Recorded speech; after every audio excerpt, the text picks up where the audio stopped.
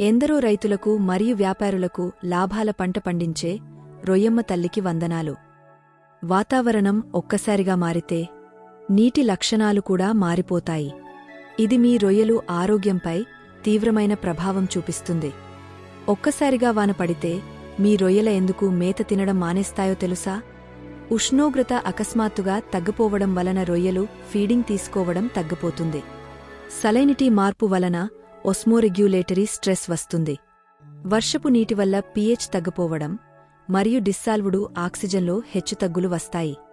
ఇలాంటి వాతావరణ మార్పులు వచ్చినప్పుడు వెంటనే ఈ మెళుకువలు పాటించండి. వర్షానికి ముందు, తరువాత ఎరేటర్లు ఆన్ చేయండి. పీహెచ్ స్టేబిలైజ్ చేయడానికి ఎజీ లైమ్ వాడండి. సలినిటీ మెయింటెయిన్ చేయండి. నీటి లక్షణాలను తరచుగా చెక్ చేయండి. వాతావరణ మార్పులు అనివార్యం, కాని మన జాగ్రత్తలతో నష్టాన్ని తగ్గించుకోవచ్చు. రొయ్యలు అమ్మాలా? మార్కెట్ ధరల గురించి తెలుసుకోవాలా? ఇంకెందుకు ఆలస్యం? ఇప్పుడే మా ఏబీ గెయిన్స్ యాప్ను డౌన్లోడ్ చేసుకోండి.